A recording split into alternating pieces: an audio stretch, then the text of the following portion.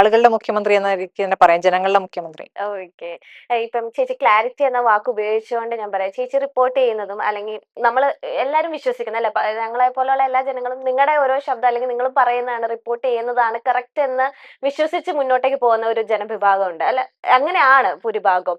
അപ്പൊ അങ്ങനെ റിപ്പോർട്ട് ചെയ്യുന്ന കാര്യത്തിൽ അങ്ങനെ ഭയങ്കരമായിട്ട് ക്ലാരിറ്റി എടുത്തിട്ടാണ് ഓരോ കാര്യം പറയുന്നത്. ചില സമയത്ത് നമുക്ക് മിസ്മാച്ച് ആയി പോകും, അല്ലെങ്കിൽ അതല്ലായിരിക്കും സത്യാവസ്ഥ എന്ന് പിന്നീട് അറിയാൻ സാധിക്കുന്ന പല അവസ്ഥകളും നമ്മൾ കണ്ടിട്ടുണ്ട്. അപ്പൊ ചേച്ചിയുടെ റിപ്പോർട്ട് ചെയ്യുമ്പോ ഞാൻ എങ്ങനെയാ? റിപ്പോർട്ട് ചെയ്യുന്നില്ലല്ലോ, ഞാൻ ആങ്കർ ചെയ്യല്ലേ. ആങ്കറിങ് ആയിരുന്നു. അപ്പൊ അത് പറയുന്നത് നമ്മൾ കാണുന്നത് ഫേസ് ചേച്ചിയുടെ ആയിരിക്കുമല്ലോ. അതെ അതെ. അപ്പം അതിലെങ്ങനെ ഒരു ക്ലാരിഫിക്കേഷൻ, ഒരു ഡബിൾ ചെക്കിങ് എങ്ങനെയായിരിക്കും ചേച്ചി അതെന്താന്ന് നടത്തുന്നത്? വെച്ചാൽ, ഇപ്പം നമ്മളിപ്പോ അതിപ്പോ റിപ്പോർട്ടർ ചാനൽ എന്നുള്ളതല്ല, നമ്മളിപ്പോ മാറിയ കാലത്ത് നമ്മളെല്ലാം ലൈവാണ് കൊടുക്കുന്നത്. അതെ. മുമ്പാണെങ്കിൽ നമ്മൾക്ക് റെക്കോർഡ് ചെയ്യുന്നു, എഡിറ്റ് ചെയ്യുന്നു. അപ്പം ഒരു വാർത്ത വന്നു കഴിഞ്ഞാൽ അതിനൊരു ക്രോസ് ചെക്ക് ചെയ്ത്, അത് ക്രോസ് ചെക്ക് ചെയ്യണം എന്നുള്ളത് ഉറപ്പായിട്ടും ചെയ്യേണ്ട കാര്യമാണ്. പക്ഷെ അതിലൊരു കൂടുതൽ സമയം എടുത്തിട്ട് അതൊരു പരിശോധന നടത്താനുള്ള സമയമുണ്ട്. ഇപ്പൊ അങ്ങനെ ഇല്ലല്ലോ, എല്ലാവരും ലൈവാണ്. അപ്പോൾ ആദ്യം കൊടുക്കുക എന്നുള്ളതിലായിരിക്കും എപ്പോഴും പ്രയോറിറ്റി വരിക.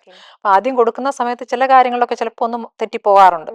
തെറ്റിപ്പോകുമ്പോൾ നമ്മൾ തെറ്റ് സമ്മതിക്കുക എന്നുള്ളതാണ്. ആസ് എൻ ആങ്കർ അത് ശ്രദ്ധിച്ച് കൈകാര്യം ചെയ്യുക. നമുക്കൊരു സംശയം, നമുക്കുള്ളിൽ ഒരു ഡൗട്ട് ഉണ്ടെങ്കിൽ ആ സംശയം വെച്ച് മാത്രം നമ്മൾ പ്രതികരിക്കുക, ആ വാർത്തയോട് റെസ്പോണ്ട് ചെയ്യുക എന്നുള്ളതാണ്.